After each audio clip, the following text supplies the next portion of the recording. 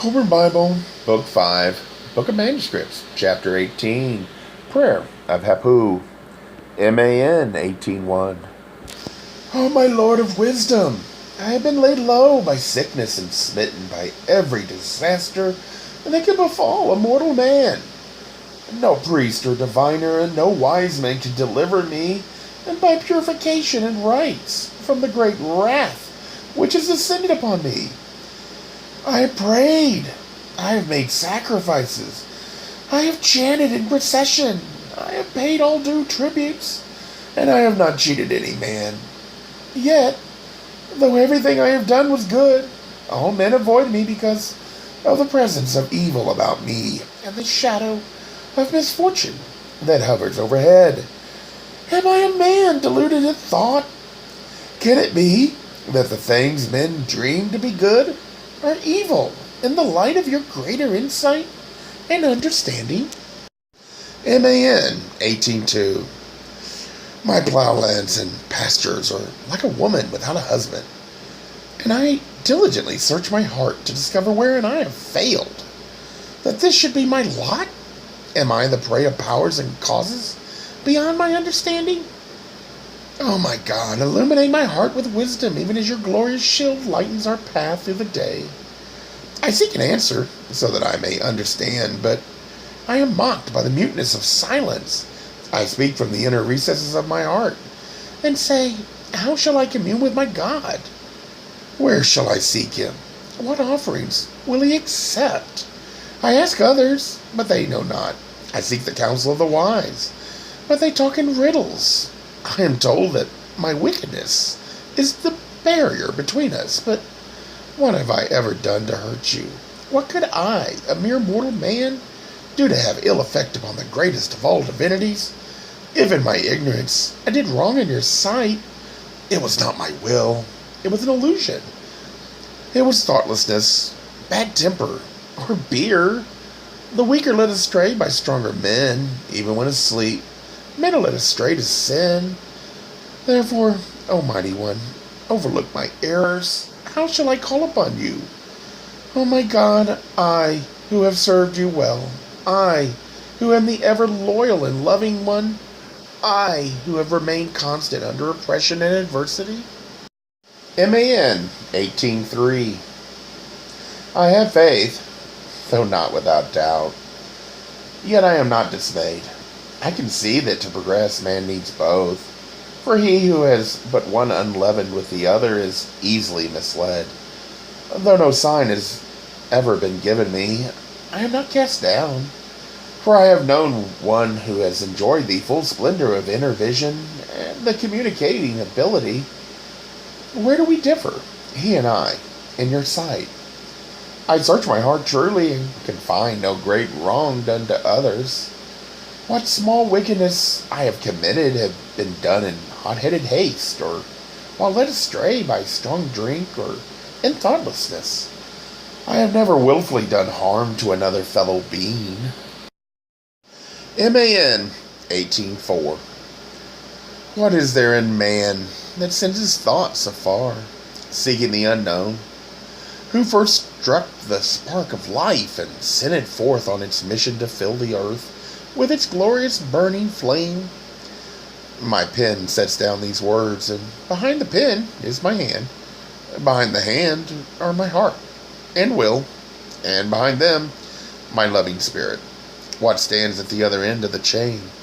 Reaching upward from these words, can it be that man is unable to see you are the directing power within his thoughts? Because his thoughts are themselves within you. Is it that the within cannot see the without? Though the without sees the within, are my thoughts in a tangled skein which I lack the ability to unravel? Though not a scribe, I write because my father wrote, yet I am not a learned man. Can it be that things hidden from me are known to other men? MAN 18:5. Whatever directs the thoughts of men does not leave them free from doubt. It arises strongly when a man dies, for some say he still is, while others say he is not. Which, oh my God, is true? teach me. Let me know that I may tell it unto all men. Is there an inborn thing in man which never dies? Is there an everlasting part in men, or are they all heirs of decay? Men seek assurance and are told to have faith. They want a substantial God they can see, and therefore make an idol of wood or stone. Can this be so very wrong? Men need a rule of life, something in which they can repose absolute trust. They want sincerity and love. Man 18:6. I cannot blame you, my God, if you have turned your back on men, for they have deserted the path of righteousness shown them by the men of olden times. Truth is with us no more, and men choose the pleasant paths of ignorance in preference to the more austere and profitable one. The pure worship which once filled this land and guided its people has fallen prey to greedy and ambitious men. Its cornerstone is no longer the rigorous life of devoted service, which brings its own revelation. Its centerpiece is no longer the dark chamber of austerity, where great spirits sought the light, but the pomp of elaborate but empty ceremonial and futile sacrifice. It is the thing of well-organized but barren ritual, the perverted tool of unscrupulous priests. The temples have become refuges for those who seek to avoid the trials of life. How can such as they ever be true servants of my God? Where, except from among them, can he find servants? I see, I understand. But my God, it is hard for one who suffers, such as I, to face the truth without bitterness. Am I, who did not ask to enter this place of sorrows, to suffer for the wrongdoing and ignorance of others? Is there no dividing line between those who remain loyal and those who have deserted you? Perhaps this too I understand, for are we not taught that all brothers and men stand and fall with their kindred? Man 18:7. I do not erase the words I have inscribed with heavy heart and a spirit overburdened with grief and perplexity. For through the enveloping mists of sorrow I perceive a light dimly. This is my message to those who follow and who may be tossed on the turbulent waters of despondency and despair, my pitiful contribution to the great total of inherited wisdom.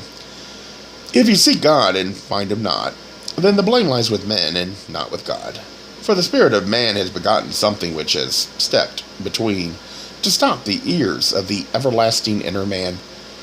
He is blinded by the thick mummy wrappings of muttered ritual and vain ceremonial, misled by ignorant and hypocritical priests. Yet God is still merciful, for knowing those destined for darkness and terror in the life to come, he showers success and good fortune upon them here. Knowing those destined for life as glorious ones, he further refines and tests them with sorrow and affliction, that their glory may be greater. I know, for in declaring my trust by setting forth these things, my heart has suddenly been filled with an indescribable light of spiritual illumination. And now I know greater things beyond any hint of a doubt. I, too, am awakened.